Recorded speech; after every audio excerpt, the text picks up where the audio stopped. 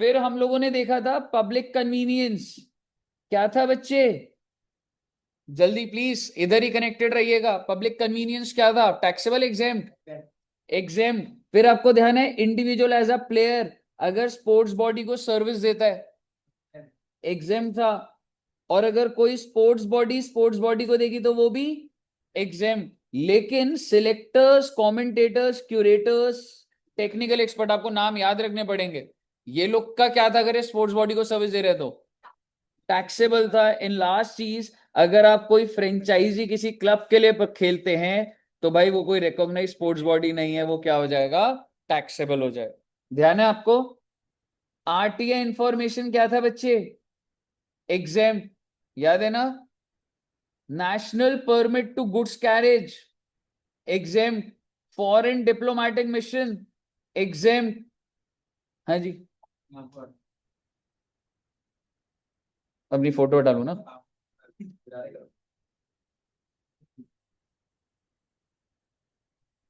ठीक है। अच्छा, ये करा था हमने, service provided by national centre for cold chain development. क्या मैं कह सकता हूं ये सप्लायर है बंदा? ये कौन है, क्या जरूरत है, कोई लेना देना नहीं है। ठीक है, लेकिन क्या पेपर में आ जाएगा? आ सकता है बच्चे, ये नाम आ जाएगा, आपको याद रखने पड़ेंगे। आप टू द एक्सटेंट पॉसिबल हमें लर्न करना पड़ेगा। ठीक है।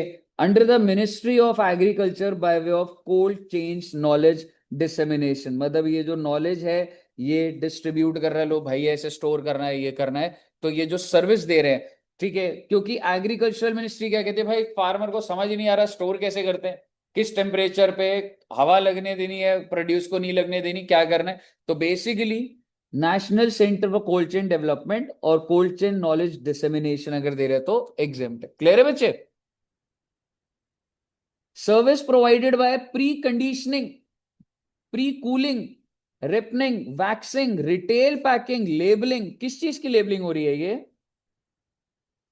Fruits and vegetables which do not change और alter the essential characteristics of fruit. भाई एक बात बताओ, आपने देखे कभी कभी वो जो एप्पल होता है उसके ऊपर एक स्टिकर लगा होता है, एक बंदा उसका यही काम है, करोड़ों एप्पल आते हैं, स्टिकर चिपकाना है मैंने। ठीक है, तो वो जो सर्विस दे रहा है वो टैक्सेबल के एग्जेम्प्ट? एग्जाम। तो आपको वैसे ध्यान रखना है, प्री कंडीशनिंग का क्या होता है हमें नहीं जाना बच्चे इसके अंदर। होता होगा कुछ बिल्डअप, होता होगा, डेफिनेटली होता होगा। Pre conditioning, pre cooling, ripening, waxing, retail packing and labelling which do not alter the originality of the fruits और वेजिटेबल्स। ठीक है बच्चे? सर्विस प्रोवाइडेड बाय ऑर्गेनाइजर, ओहो, ऑर्गेनाइजर ने in respect of business exhibitions held outside India. ऐसे ही बोल रहा हूँ, वैसे ऑर्गेनाइजर है, एग्जीबिशन बाहर है, तो ऐसे ही आपके दिमाग में कॉमन सेंस भी चल जाएगी कि अगर ये तो बाहर है तो बाहर मतलब वो चीज हो गई, तो ये तो जैसे टेरिटरी इंडिया नहीं है तो जीएसटी लगाई नहीं। समझ रहे हो? लेकिन अब आप इतना पढ़ चुके हो कि हमने प्लेस ऑफ सप्लाई में देखा था कि इमोल प्रॉपर्टी अगर बाहर है पर दोनों बंदे यहाँ रहते हैं तो प्लेस ऑफ होता था। ठीक है, तो it's not that easy to conclude, but एक जनरली याद करने की बात है कि अगर बिजनेस एग्जीबिशन बाहर हो रहा है तो वो एग्जेम्प्ट है सर। ठीक है बच्चे? लाइब्रेरीज का देखा था, by way of lending of books or any other knowledge enhancing content or material। ये वाला देखा था, कलेक्टिंग न्यूज, याद है? और जो चीज मैंने टच नहीं करी थी मैं उसको भी नहीं कर रहा हूं। ठीक है, मैंने आपको बस, मेरे को था दो तीन ये जो हट गए थे जो मैं लग रहा था वो बता दूं। इसके बाद कौन सा करा था? इलेक्ट्रिसिटी वाले बताओ, टैक्सेबल या एग्जेम्प्ट? लेकिन आपको ध्यान है in this regard CBIC has clarified that ये जो चार्जेस है नीचे ये एग्जेम्प्ट थे, टैक्सेबल थे? टैक्सेबल। अब ये बोल्ड में यही लिखा है कि अब ये सारी चीजें भी क्या कर दी गई हैं? एग्जेम्प्ट कर दी। समझ रहे हो? यही बताया था आपको। ठीक है, तो ये 25A में ये सारे नाम भी आ गए भाई, मीटर शिफ्ट कराओगे, पहली बार कनेक्शन, डुप्लीकेट बिल, इन सब पे भी जीएसटी हट गई है। ठीक है, तो इसलिए अगर किसी पे अमेंडमेंट आ जाती है तो हो सकता है इसके ऊपर कोई पॉइंट आ जाए। समझ रहे हो? फिर हमने देखा था वो जो टोल चार्जेस है, टोल चार्जेस पे जीएसटी लग रहा था या एग्जेम्प्ट? Obviously exempt. अगर डबल टोल चार्जेस लग जाए तो भी एग्जेम्प्ट। और अगर ये जो ट्रक होते हैं, जो हैवी ट्रक्स होते हैं, उनके ऊपर एक्स्ट्रा टोल अगर लगे तो वो भी एग्जाम ले दे के टोल का सारा एग्जाम। ओके, अगला आपको नहीं करना है, अगला पे पूरा चार्ट्स और वो बनेंगे। Satellite launch service exam. Accommodation की बात नहीं करनी है, एकोमोडेशन की बात जब मैं करूंगा तो बहुत डिटेल्ड होगी। रेजिडेंशियल ड्वेलिंग नहीं करनी है, इस पर आरसीएम की भी बात मैंने नहीं करी थी। Service by way of transfer two of a going concern, याद है आपको? होल और इंडिपेंडेंट देयर ऑफ, तो इसको क्या माना जाता था? एग्जेम्प्टी माना जाता था, याद है ना?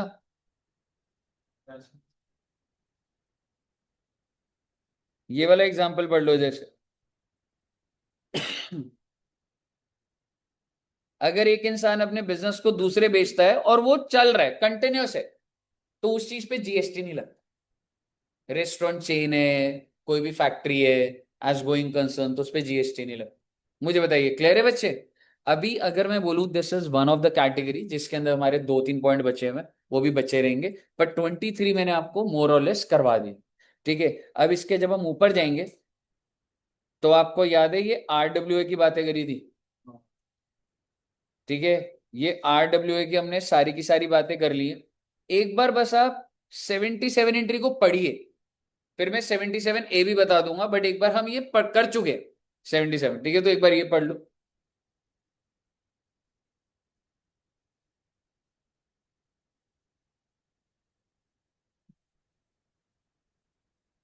मैंने आपको लास्ट क्लास में ये करा था। एनपीओ और अपने मेंबर्स को सर ये उसमें भी आ रहेगा 7 बी 7 1 बी। 7-1 बी क्या है? हाँ, उधर भी एक छोटी सी बात हुई थी ऐसी, कि अपने मेंबर्स को भी सर्विस देना सप्लाई होता है। सप्लाई चैप्टर में था ना वो। 7.5। 7,500 था पर मंथ था। अब अगर मैं छोटी छोटी बातें करूं, ठीक है, एक बार आपका रिवाइज हो जाएगा। सर जी मैं 8,000 रुपए ले रहा हूं मेंबर से, टैक्सेबल या एग्जाम? टैक्सेबल। पूरा 8,000 टैक्सेबल, या जो ऊपर है वो? पूरा 8,000। ध्यान से सुनते जाइए, सारे पॉइंट आ जाएंगे। यानी कि अगर मैं 8,000 ले रहा हूं तो टैक्सेबल पूरा के पूरे 8,000 पे जीएसटी लगेगा। सर जी मैं आपसे 8,000 ले रहा हूं, जिसमें से 6,000 तो बिल था और 2,000 मेरे सर्विस चार्ज है, तो क्या मुझे, जो मैं आपसे बिजली का बिल ले रहा हूं, वाई मैं आपसे कलेक्ट कर रहा हूं 8,000, आई हैव टू पे टू दी अथॉरिटी 6,000, और आप इस, और मैं इस प्रोसेस के आपसे कितना पैसा ले रहा हूं? 2,000। टैक्सेबल या एग्जाम? एग्जाम। वाई? क्योंकि मैं अगर आपसे कोई रिम्बर्समेंट ले रहा हूं, वो इस लिमिट में नहीं होती थी, याद है? ठीक है, एक बार देखिएगा, नहीं होगा, बिकॉज दैट्स विद इन 7,500। ये वाला पॉइंट पढ़िएगा।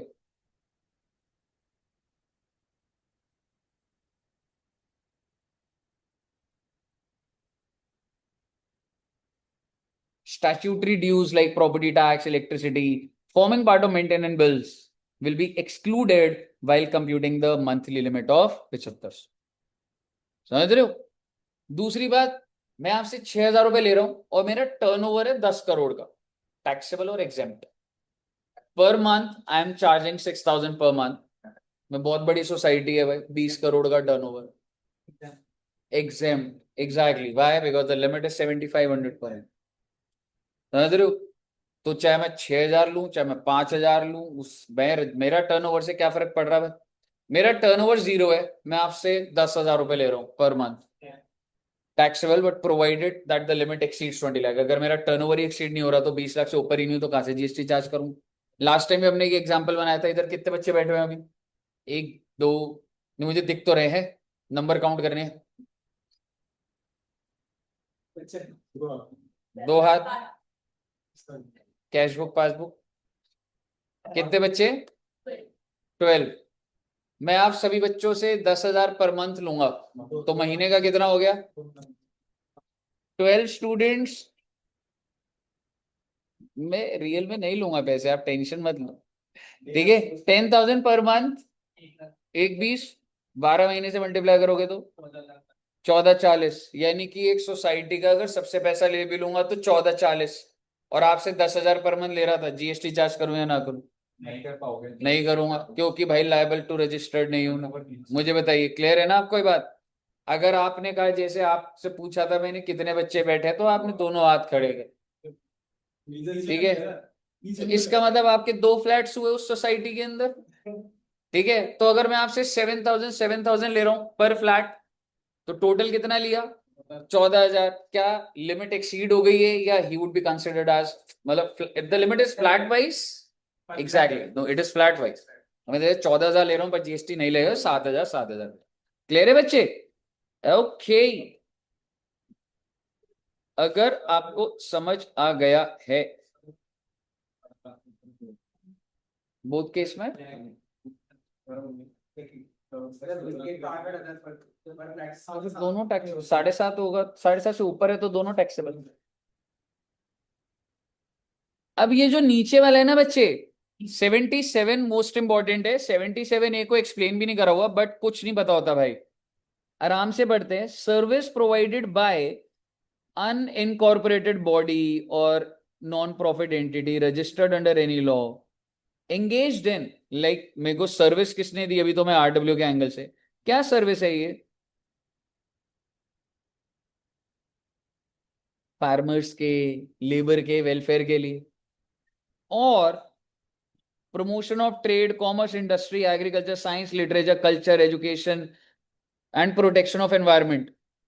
ये सोसाइटीज अलग होती होंगी बेटे, आपने देखा यहाँ पे, इधर ही एक दिमाग में एक भवन, कोई कालका जी मार्केट, इधर सीआर पार्क मार्केट में ये एक वो लाइब्रेरी टाइप है, उसको भवन कुछ बोलते हैं, मुझे नहीं पता। हाँ हाँ, ठीक है। तो हो सकता है दैट प्रमोट्स, वहां पे हमेशा ना बुक्स का और उसका लिटरेचर का एग्जीबिशन लगते हैं, समझ रहे हो? तो टू इट्स ओन मेंबर, है जी, हाँ उधर ही, ठीक है। Against consideration the form membership fees up to 1,000, कहने का मतलब ये दो टाइप ऑफ आरडब्ल्यूए के लिए द लिमिट इज 1,000 पर member and this is per year. Just ध्यान रखिएगा, मतलब ऐसे आज तक पूछा तो नहीं है, बट यू नेवर नो, हमेशा 7500 वाले का ही पूछा गया, ठीक है। लेकिन ये भी ध्यान रखिएगा कि हाँ सर कोई एक लिमिट थी, 1,000 रुपए पर मेंबर पर ईयर। कहिए, क्लियर है बच्चे? वही तो बताया था, पूरा एग्जाम्पल बनाया, सीआर पार्क में भवन है तो टैक्सेबल। आपको क्या लग रहा है, 1,000 के नीचे तो टैक्सेबल, 1,000 के ऊपर एग्जाम, और पर मंथ था, पर एनम था? पर मंथ, पर एनम, मतलब जैसे कि एनम। ओ माय गॉड, बेटे टोटल 23 पॉइंट है, 2 पॉइंट करा दिया आपको, 23वां करा दिया, 22वां करा दिया, समझ आ रही है ना आपको? 21वें पर आओ, ये हमने करा था लास्ट क्लास में, म्यूजियम, जू, टैक्सेबल या एग्जेम्प्ट? हाँ, नाम याद रखना बस सारे। Protected monuments, exempt. हाँ जी बिल्कुल। टाइगर रिजर्व, क्वेश्चन बता दिया ना, ऐसे आएगा, अब क्या प्रूव करूं क्या? अब ढूंढूं, अभी अभी डेटा डाउनलोड नहीं चाहिए आपको अभी। आगरा ताजमहल, अगर आप जा रहे हैं, कोई पैसे लग रहे हैं तो टैक्सेबल है एग्जाम? एग्जैक्टली, वो हिस्टोरिकल मॉन्यूमेंट्स। लेकिन ये जो सर्कस है, स्वास्तिक जी, सर्कस में अगर आप गए, ठीक है, तो आप मुझे बताइए, सर्कस या अवार्ड फंक्शन या कॉन्सर्ट, पेजेंट क्या होता है ये? सर्च करो बेटे एक बार, चेक करता हूं मैं, आपको पता है नहीं पता? मुझे पता है, आई विल सी। पेज पर एंट आ जाने पर आपको पेजेंट नहीं पता? ये तो मिस यूनिवर्स, मिस इंडिया वो है तो।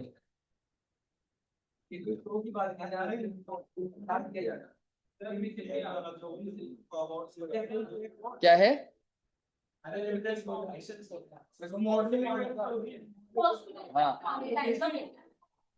अच्छा, वो जैसे वो एक मूवी भी तो है ना, फैशन मूवी, देखी है बच्चों ने?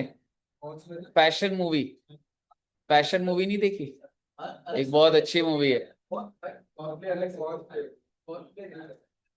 ठीक है। Musical performance, any sporting event, recognise sporting planetarium, आप मुझे बताइए, अगर 500 रुपए तक की टिकट है तो एग्जेम्प्ट हो जाएगा, और अगर नहीं है तो टैक्सेबल हो जाएगा। नाम याद कर लेना भैया, ड्रामा, बैले, ये सारा।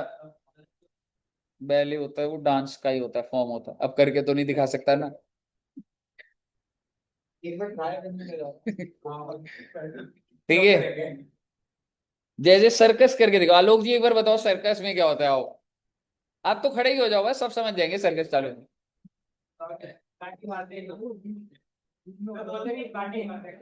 हाँ, एक बार ऐसे जंप करके ऐसे करके दिखा ना, सर्कस में क्या होता है, चेयर के नीचे से निकल जा। ठीक है, ओके। ये प्रैक्टिकल समझो यार, ऐसे करा करो। अब मैं आपके साथ एक अच्छा वो कर रहा हूं, अच्छा point, that is performance by an artist. अब हो रही है बात। आर्टिस्ट कौन होता है बच्चे? जैसे दुष्यंत सर ने गाना गाया है, हाँ,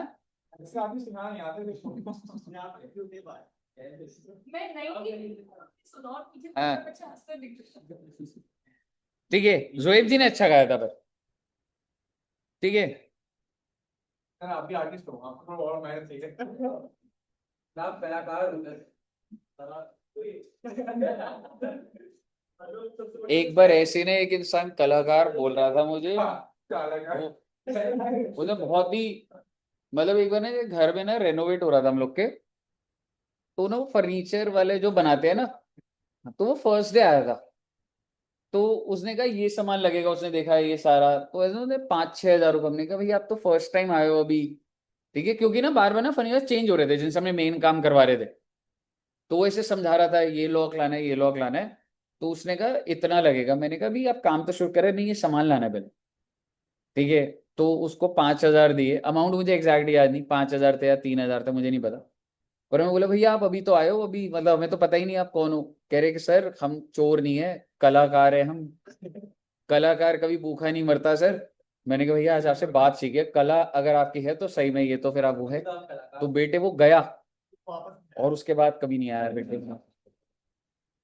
ठीक है।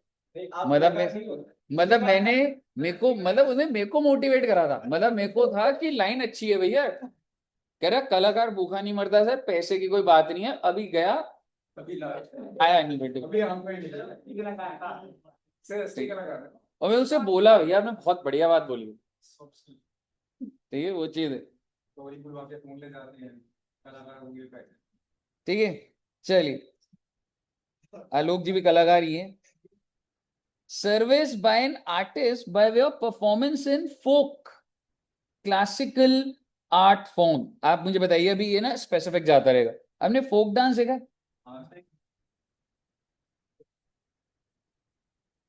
अभी रिफाइन करता जाऊंगा, डोरेमोन में यार फोक डांस, वो जैसे क्लासिकल डांस, भरतनाट्यम, ये वाले डांस देखे आपने?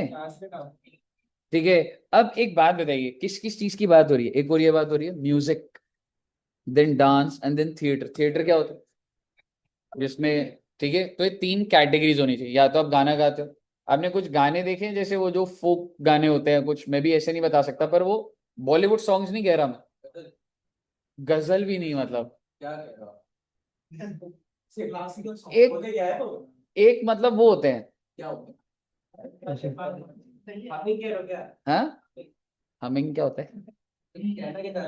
हाँ, कुछ ऐसा जैसे ओपेरा टाइप, और वो जो, ठीक है। अच्छा, एक चीज समझो, अगर म्यूजिक गाते हो आप, डांस और theatre, and if the consideration charge for such performance is not more than 1,50,000, मुझे आप बताइए, आप एक फोक डांसर, क्लासिकल भारतनाट्यम अभी नीचे आ जाएगा, and how much you are charging 1,00,000 rupees per performance. क्या जीएसटी चार्ज करेंगे आप? और अगर आपने 2.5 लाख कर दिया तो पूरे के पूरे पे लग जाएगा, ठीक है। ध्यान से सुनिएगा, अभी इसके ऊपर क्वेश्चन भी आएगा। The activities by performing, keyword एक बार रुक जाना,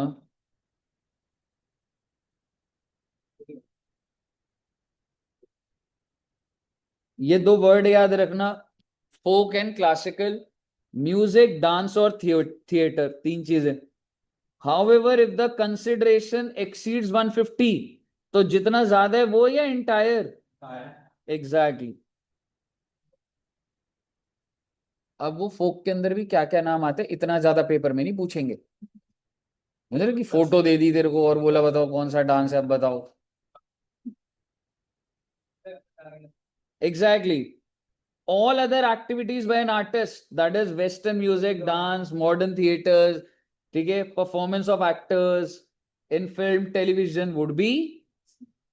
Similarly, activities in still art form, that is painting, sculptures, taxable या exempt? ले दे के बात इतनी है, music, dance, theatre, folk and classical. अगर 1.5 लाख से ऊपर है तो टैक्सेबल। आखिरी बात फिर क्वेश्चन करेंगे, अगर आप एज ब्रांड एम्बेसडर आप फोक डांस करते but you are brand ambassador तो अब आपका टैक्सेबल है। Brand ambassador service is not going to be exempt. ठीक है, क्या लिख रहा है एक बार देखना। However, exemption shall not apply to service provided by such artists. Such artists मतलब folk और classical as brand ambassador। मुझे बताइए क्लियर है यहाँ तक? अगर आपको क्लियर है तो इलस्ट्रेशन नंबर 3 आपके सामने है। इलस्ट्रेशन नंबर 3 स्टार्ट करिए, देखेंगे क्या चीज है।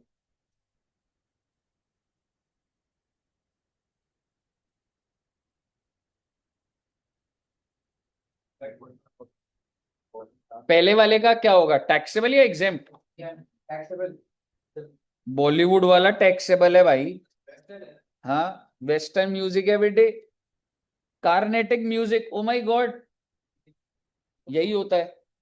फोक और क्लासिकल के अंदर फर्दर फॉर्म्स होती होंगी। हाँ, वेस्टर्न और फोक में क्या डिफरेंस है ऐसे तो मुझे नहीं पता, लेकिन ये क्या होगा, टैक्सेबल या एग्जेम्प्ट? ऊपर वाला, सेकंड वाला। हाँ हाँ, टू प्रमोट अ ब्रांड है भाई, पर क्या होगा, टैक्सेबल या एग्जेम्प्ट? टैक्सेबल हो जाएगा भाई, ब्रांड एम्बेसडर बन के जा रहे हो आप। Point number C. Oh my god, Kathak dance. Kathak dance तो आपको पता है ना, इसका क्या होगा? बेटे पॉइंट पढ़ो ना एक बार।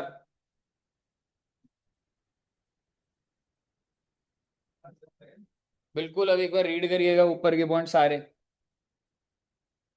ये बहुत बार आता है, सोसाइटी वाला, और ये ऐसे म्यूजियम्स का वो जो ये बताया था, ये सारे इंपॉर्टेंट है। दो, एक दो नंबर कह सकते हैं आप।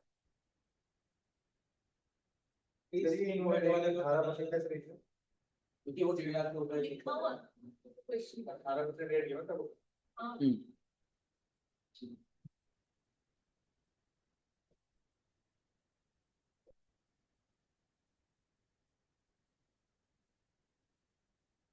आ गया आंसर?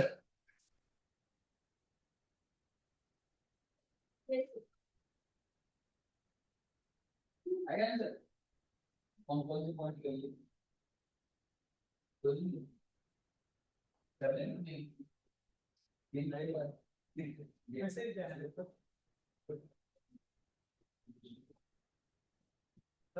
हाँ जी बच्चे।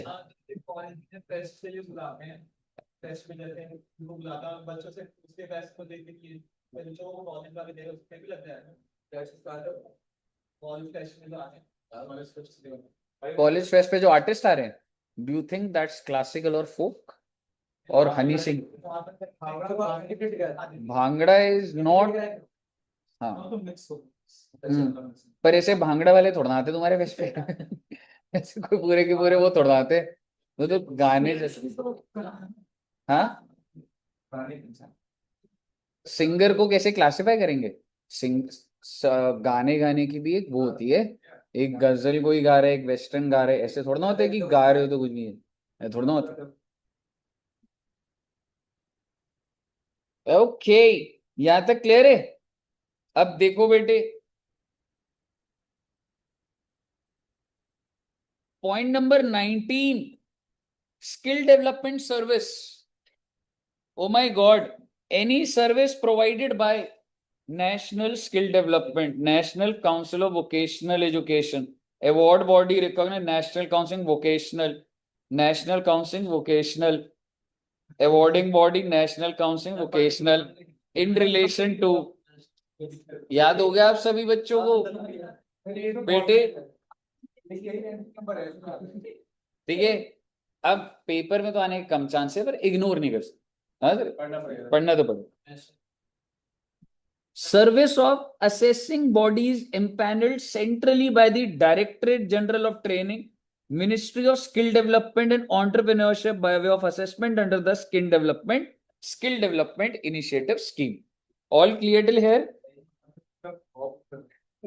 ठीक है, service provided by training providers, ओहो, अंडर दीन दयाल उपाध्याय ग्रामीण कौशल्य योजना, implemented by Ministry of Rural Development and National Council for Vocation.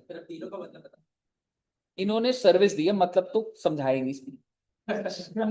इनके नाम है ये सर्विस प्रोवाइडर, इस रिलेशन में है, याद होना बहुत मुश्किल है, लेकिन मैंने तो करवा दिया, देख लो।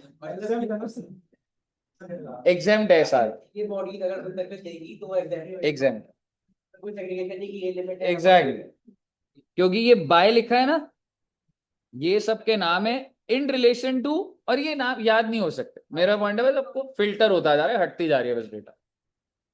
ओके, स्पॉन्सरशिप की बात अभी हमने नहीं करनी है, स्पॉन्सरशिप बात कर सकता हूं, लीजिंग में अलग से कराऊंगा, सर्विस प्रोवाइड टू गवर्नमेंट अलग से कराऊंगा।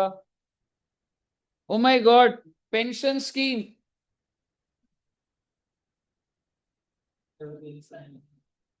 पढ़ा था कहीं पे अटल पेंशन योजना? एनपीएस में जो नोटिफाइड वाला था वो अटल पेंशन योजना था। काय बात की सर्विस दे रहे हैं, हमें क्या लेना देना। Service provided bye collection of contribution, आपके पैसे को असेस करवा रहा हूँ, सारा कलेक्ट करवा रहा हूँ, कौन करा रहा है, हमें कोई लेना देना नहीं, एग्जेम्प्ट है बस। अटल पेंशन योजना की सर्विस के तहत कोई कलेक्शन ऑफ मनी की सर्विस दी है तो एग्जेम्प्ट है।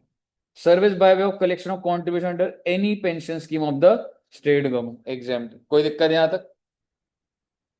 All clear till here? हाँ जी, स्टेट का होगा, सेंटर का भी हो जाओ। हाँ जी, ऊपर वाले में अब योजना का नाम बता, अटल पेंशन योजना तो हो जाएगा ना। ओ my God, service provided by specific bodies, चारों पढ़ लीजिए बेटे, याद करनी है आपने, ये याद नहीं करनी वैसे, बस पढ़ लीजिए। कौन सर्विस प्रोवाइड कर रहा है? Service by employ state insurance, service by employ provident fund organisation, service by coal mine provident fund organisation, by national pension scheme trust. हाँ जी, ये वाली याद कर लीजिएगा, पेपर में यही वाली आएंगी, अगर गलती से आ गई तो। हाँ जी, नहीं नहीं नहीं, इतना याद नहीं, सिर्फ हमें बस इतना याद हो गया, एग्जेम्प्टेड टैक्सेबल है, बहुत बड़ी बात। ओके, लाइफ इंश्योरेंस बिजनेस, अब जो इररिलेवेंट, और एक बार अब खत्म कर देता हूं ना आज, इसके बाद अब एग्जामिनेशन की आपकी जो होगी वो पूरे पैटर्न लेवल पर होगी, समझ रहे हो? इनवॉइस चैप्टर कह रहे हो, लाइफ इंश्योरेंस बिजनेस, मैं कुछ नहीं बोल रहा, रीड करिए एक बार इसको।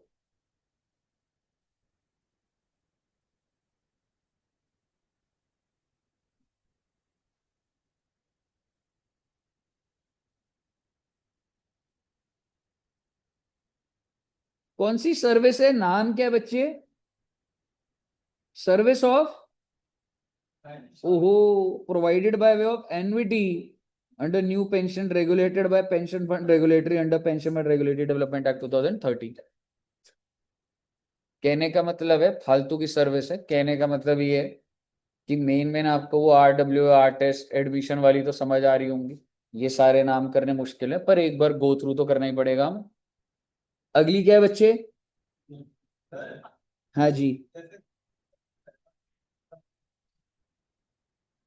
गो थ्रू का मतलब है कि आपको याद होनी चाहिए। देख, अगर पेपर में ऐसा हो गया 2 नंबर का 3 नंबर, उन खराब कर सकते हैं वो।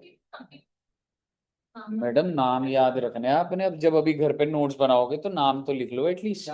इसमें कॉन्सेप्ट को तो ड्रिल डाउन कर सकता हूँ, पर मतलब ये तो सिर्फ आपने, मतलब सिर्फ ये नाम याद कर लो बस, जो जैसे मैं बोल्ड कर रहा हूँ ना, प्रोवाइडेड बाय या ये, तो बस इसको घर पे सिर्फ ये वाले नाम कीवर्ड्स याद कर ले। यार देख, अगर वो करेंगे, मान लो it's not a very big thing, कितने नंबर खराब कर देंगे उधर? 2-4 नंबर। अगर उनको चीज करनी होगी तो कर देंगे। तू ये कितना भी कर ले, वो इसमें पता नहीं क्या घुसा देगा जो तो पता भी नहीं लगेगा तेरे।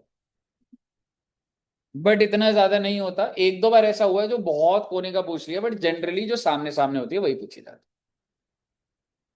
Service of life insurance provided और to provide by naval group insurance fund. आप देख रहे हो इसमें ऊपर कौन से थे बच्चे? Army, air force, naval group insurance, और ये क्या है? Central arm force group insurance. मुझे बताओ ना, 36 भी पढ़ लीजिए ना।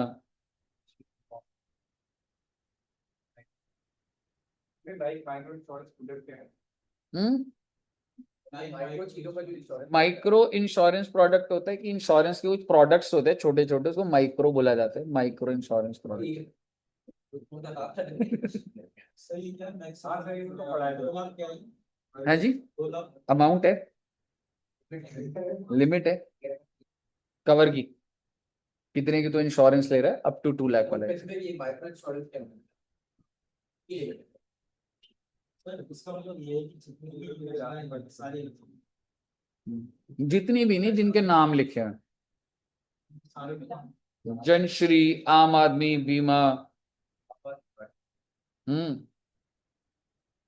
वरिष्ठ पेंशन बीमा, प्रधानमंत्री जीवन ज्योति जनधन योजना, प्रधानमंत्री वाया वंदना योजना। वाया वंदना किस चीज के लिए होता है? वाया वंदन वाया वाया मतलब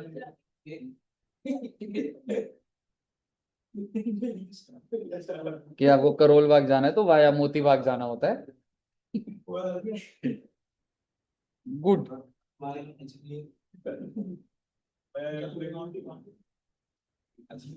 ओ माय गॉड बेटे, इतनी सारी सर्विस कर ली यार तूने तो। बैंक की तो मैं ही कराऊंगा अलग से। अब इनके सबके नोट्स बनेंगे।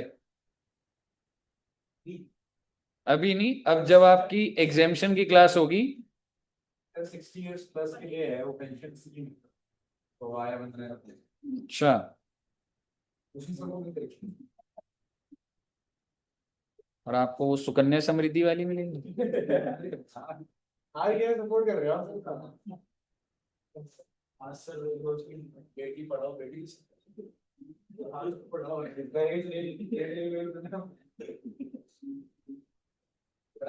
बस बेटे, अब इसके बाद मेरे पास जो सर्विसेज हैं, जो कि 10 से 12 सर्विसेज आएंगी, अच्छी सर्विसेज आएंगी। Agriculture service, leasing, legal service by government, GTA दोबारा आएगी, रेजिडेंशियल ड्वेलिंग आएगी, पैसेंजर ट्रांसपोर्टेशन, उबर, ओला। ठीक है, अब जो सर्विसेज आएंगी उसके आपके प्रॉपर नोट्स बनेंगे। ये वाली फाइल अब जब मैं आपको भेजूंगा तो पहले ये वाली लिख लो, और अब इसके नीचे 10-11 सर्विसेज और आएंगी, जो कि आधे पौन घंटे की हर एक सर्विस हो, लेकिन उसके नोट्स बनेंगे प्रॉपर। समझ रहे हो वो चीज? हाँ, वो डिटेल। मैंने अभी जो कराया उसमें सबसे इंपॉर्टेंट, ये जो अभी एकदम लास्ट में कराई, ये नहीं है, बिल्कुल भी इंपॉर्टेंट नहीं है ये। हाँ, ये बिल्कुल भी नहीं है। लेकिन RWA जो अभी हमने करा 7500, क्लासिकल सिंगर वाला बहुत बार आता है, वो भी बहुत बार आता है। ठीक है, वो वाला तो वो इंपॉर्टेंट है। ठीक है बच्चों, तो मेरे हिसाब से एग्जेम्पशन को इतना रखते हैं। अब क्या आप इनवॉइस करना चाहते हैं या नहीं करना चाहते? मतलब नहीं फिर कॉमा करना चाहते हैं? सही है सारे हाँ, करना ही नहीं चाहते हो?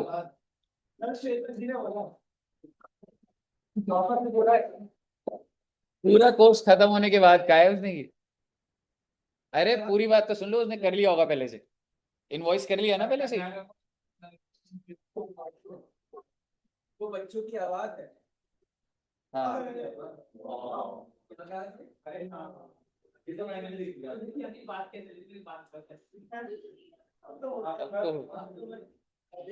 हो गया सर एक बार स्टार्ट कर दो सर यार फोन इसका भी चेक करना है नहीं वो ठीक है। अभी बताओ मैं इनवॉइस कराऊं या रहने दूं? सर स्टार्ट करा दो आपने तो टाइम लिखो रजिस्टर इनवॉइस लिखो। स्टार्ट करवा दिया, बस लिख दे, बस घर जाओ इसके बाद। हाँ हाँ, डाउट सेकंड। डाउट ये ठीक है, चलिए तो इतना रखते हैं बच्चे। और अब मैं आपको बताता हूँ, ऐसा हो सकता है कल मैं कुछ अगर मौका लगेगा, मैं इनवॉइस एक ही दिन में या 2 क्लास का इनवॉइस है और फिर आपका टैक्सेशन का सिलेबस ओवर है, पर इसका मतलब ये नहीं है मैंने पीजीवी कराना है, मुझे पता है। ठीक है, और ये जो एग्जामिशन है ये सब चलता रहेगा, पर आधा घंटा और ऐसे, बट मैं चाहता हूँ आप फ्री हो जाओ तो पढ़ते रहो, अपना सेल्फ स्टडी करो। अक्टूबर में तो मैं कस्टम के लिए तो बुलाऊंगा अभी कस्टम कराऊंगा यार, अभी थोड़ा ब्रेक मैं भी ले लूंगा ना हफ्ता, चल देखता हूँ, चल ठीक है। 2-4 दिन मेरा भी मन था कि खाली हो जाऊं थोड़ा। किस टाइम आप खाली होएगा यही अब क्लासेस एक बार रुक जाए, थोड़ी चिल कर लेंगे थोड़ा। अगर 1-2 दिन बाद अगर लग रहा होगा फिर ले लेंगे। नहीं सर कितनी क्लास कर रहे हैं कस्टम 4 क्लास। आप जो हमारा जीएसटी का टेस्ट ले रहे हो 30 तारीख को उसमें आप कस्टम करा के वो चीज कस्टम इतना प्रेशर यार अभी यार, मेरे को उसके नोट्स बनाने हैं। कस्टम हाँ, सही से कराऊंगा तो मैं आराम से। ठीक है, लेकिन मैं पहले जीएसटी का दे, कस्टम के भी नोट्स बनेंगे तुम्हारे, मेरे पास नोट्स नहीं है। मतलब अक्टूबर के लिए मेनली हमें कस्टम पे ले आना पड़ेगा एटी हमारा कंप्लीट है जीएसटी कस्टम सप्लायर और प्रिंसिपल एक